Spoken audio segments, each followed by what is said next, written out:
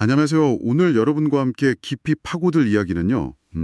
시민 660명이나 참여하고 이게 또 경기도 공모 사업으로 공식 선정까지 됐던 사업인데 포천의 공공 태양광 사업이 갑자기 왜 중단됐는지 그 배경을 좀 자세히 들여다보겠습니다.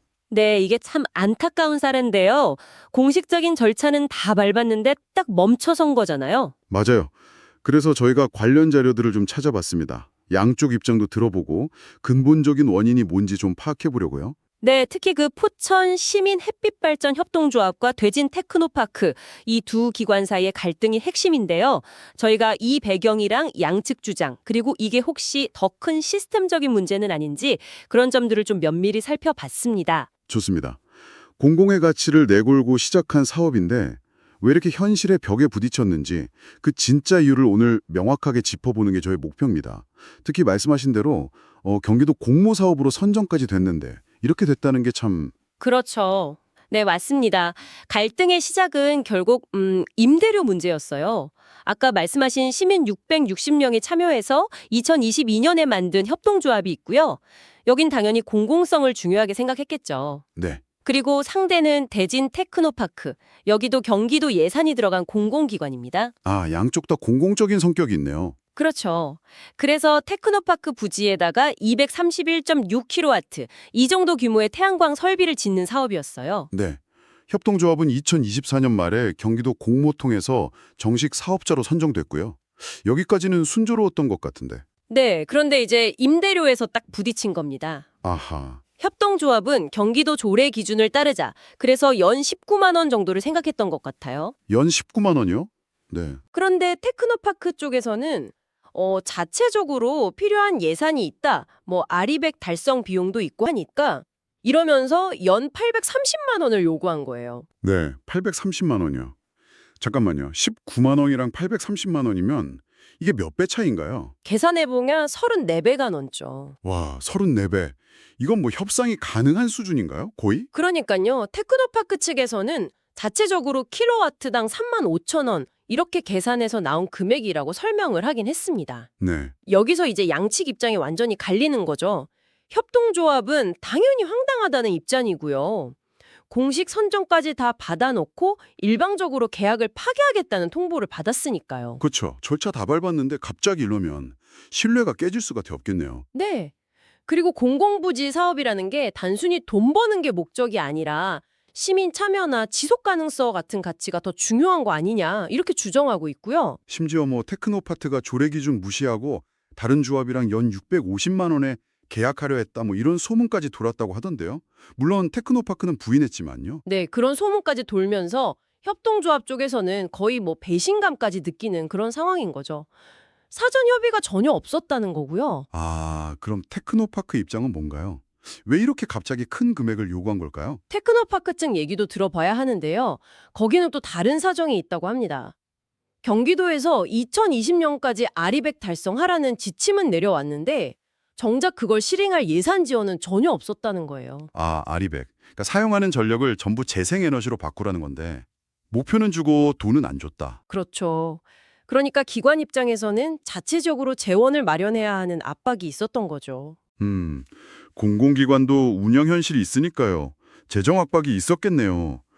그렇다고 해도 조례 기준의 34배는 좀 납득하기 어려운데요. 바로 그 지점이죠. 테크노파크는 자체 생존, 그리고 아리천 목표 달성, 이걸 위해서는 연 830만 원 임대료가 꼭 필요하다고 판단했다는 겁니다. 그리고 이걸 협동조합 측에 제시했는데 뭐 별다른 피드백이 없어서 결국 사업 포기서를 제출하게 됐다. 이렇게 설명하더라고요. 아, 피드백이 없었다고요? 서로 소통이 잘 안 됐네요, 확실히. 네, 양측 모두 어느 정도 소통이 부족했다는 점은 인정하는 분위기입니다. 그럼 앞으로는 어떻게 하겠다는 건가요? 테크노파크는. 향후에는 최고가 경쟁 입찰로 사업자를 선전하겠다 이런 계획을 밝혔어요. 최고가 입찰. 그럼 공공성보다는 이제 수익성을 더 보겠다는 쪽으로 방향을 튼 거네요. 그렇게 해석될 여지가 있죠. 결국 이 사건을 보면 표면적으로는 임대료 갈등이지만 그 이면에는 좀 더 근본적인 가치 충돌이 있는 것 같아요. 가치 충돌이요? 어떤? 네. 그러니까 시민 참여라든지 탄소 중립 같은 이런 공공적 가치랑 기관의 어떤 재정적 현실, 생존 논리 이 두 개가 부딪힌 거죠. 아, 공공성이냐 아니면 기관의 재정적 자립이냐. 어려운 문제네요. 그렇죠. 여기에 뭐 공식적인 협상이나 중재 절차 같은 게 좀 부족했던 것도 불신을 키운 것 같고요. 이게 비단 포천만의 문제는 아닐 거라는 생각이 듭니다. 네, 들어보니까 시스템적인 문제점도 좀 보이는 것 같아요. 아리천 같은 좋은 목표를 줘도 실행할 돈을 안 주면 맞아요. 그러면 기관은 어떻게든 자체 수입을 만들어야 하잖아요.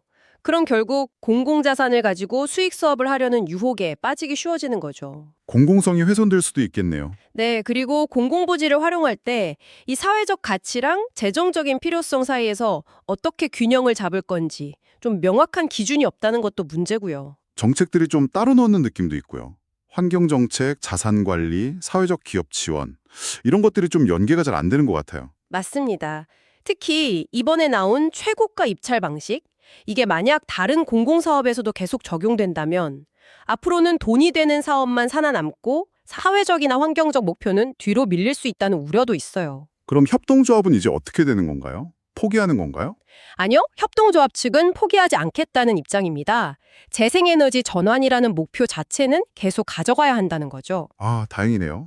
그럼 계획이 있나요? 네, 앞으로 뭐 공개 입찰이 진행되면 다시 참여하는 방안도 생각하고 있고요. 아니면 다른 부지를 찾아보거나 다른 기관과 협력하는 방안도 모색 중이라고 합니다. 그리고 동시에 임대료 기준을 좀 명확하게 하고 사회적 가치를 제도로 반영할 수 있도록 제도 개선을 계속 요구할 계획이라고 하고요. 정말 근본적인 해결책 마련이 필요해 보이네요. 네, 사회적 가치랑 또 시장 현실, 이 두 가지를 다 고려한 좀 투명한 임대료 기준이 필요할 것 같고요.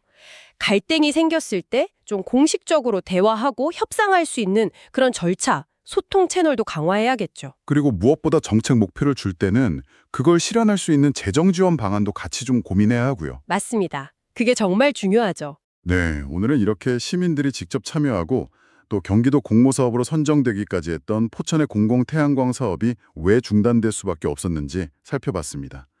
공익을 추구하는 이상과 또 현실 운영의 어려움 사이의 간극을 명확하게 보여주는 사례였던 것 같습니다. 네, 이게 단순히 포천이라는 한 지역의 문제를 넘어서서 우리 사회 전체가 공공사업을 앞으로 어떻게 추진하고 관리해 나가야 할지에 대한 좀 근본적인 질문을 던지고 있는 것 같아요. 그렇죠. 마지막으로 이 질문을 한번 여러분께 던져보고 싶습니다. 이렇게 공익적인 가치와 기관의 어떤 생존 논리가 부딪힐 때 우리 사회는 궁극적으로 어떤 가치를 지켜나가야 할까요?